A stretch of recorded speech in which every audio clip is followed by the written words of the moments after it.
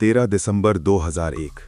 दिल्ली की ठंडी सुबह। सब कुछ बिल्कुल सामान्य लग रहा था, लेकिन सिर्फ कुछ मिनट बाद भारत का दिल यानी संसद भवन एक ऐसे हमले का निशाना बनने वाला था जो देश को हिलाकर रख देता। अगर उस दिन सिर्फ कुछ लोगों ने अपनी जान की परवाह न की होती तो शायद भारत का इतिहास कुछ और ही होता। ये कहानी है उस दिन की जब आतंकवाद सीधे भारत के लोकतंत्र पर हमला करने आया था और कैसे आखिरी पल में भारत बच गया। सुबह करीब 11:30 संसद का शीतकालीन सत्र चल रहा था। देश के बड़े नेता, मंत्री और सांसद अंदर मौजूद थे। बाहर सुरक्षा कड़ी थी, लेकिन खतरा पहले ही अंदर घुस चुका था। एक सफेद एम्बेसडर कार तेजी से संसद की ओर बढ़ रही थी। उस पर नकली गृह मंत्रालय का स्टिकर लगा था और लाल बत्ती भी। सब कुछ इतना असली लग रहा था कि गेट पर खड़े सुरक्षा कर्मियों को शक नहीं हुआ। लेकिन अचानक एक गार्ड की नजर उस कार पर पड़ी। कुछ अजीब था। उसने कार को रोकने की कोशिश की और बस यहीं से शुरू हुआ वो खौफनाक खेल।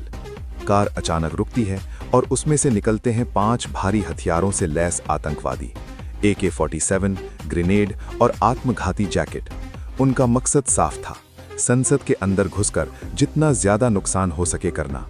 लेकिन उन्हें अंदाजा नहीं था कि सामने खड़े ये सुरक्षाकर्मी आखिरी सांस तक लड़ने वाले हैं। पहली गोली चलती है और देखते ही देखते पूरा संसद परिसर गोलियों की आवाज से गूंज उठता है। आतंकवादी अंदर घुसने की कोशिश करते हैं, लेकिन दिल्ली पुलिस, CRPF और संसद सुरक्षा बल उनके सामने दीवार बनकर खड़े हो जाते हैं। एक सेकंड अब बहुत कीमती था, क्योंकि अंदर मौजूद थे देश के प्रधानमंत्री और कई बड़े नेता। एक महिला कांस्टेबल, कमलेश कुमारी, वो बिना डरे आतंकवादियों की ओर बढ़ती हैं और गेट बंद करने की कोशिश करती हैं। उन्हें पता था अगर ये गेट खुला रह गया तो आतंकवादी अंदर पहुंच जाएंगे, लेकिन इस बहादुरी की कीमत उन्हें अपनी जान देकर चुकानी पड़ी। उनकी शहादत ने सैकड़ों लोगों की जान बचा ली।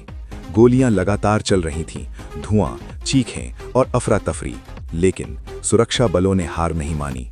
उन्होंने आतंकवादियों को एक एक करके घेरना शुरू किया।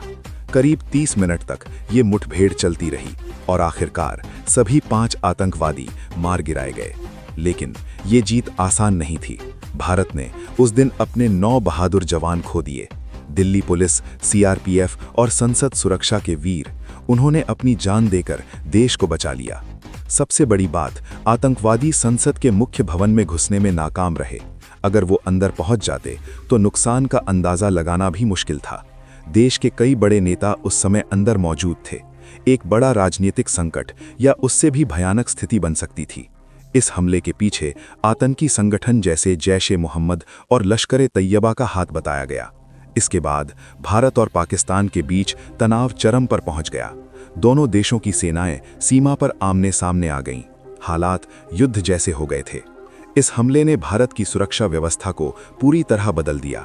संसद की सुरक्षा और कड़ी कर दी गई। नई तकनीक, बेहतर ट्रेनिंग और सख्त नियम लागू किए गए। लेकिन इस कहानी का सबसे बड़ा सच ये है, भारत उस दिन किसी टेक्नोलॉजी से नहीं, बल्कि अपने बहादुर जवानों की हिम्मत से बचा था। आज जब हम संसद भवन को देखते हैं तो शायद हमें अंदाजा भी नहीं होता कि एक दिन यहीं पर इतना बड़ा खतरा मंडरा रहा था। ये सिर्फ एक हमला नहीं था, ये भारत के लोकतंत्र पर हमला था। लेकिन उस दिन कुछ गुमनाम हीरो दीवार बनकर खड़े हो गए और उन्होंने साबित कर दिया कि जब बात देश की हो तो भारत कभी झुकता नहीं।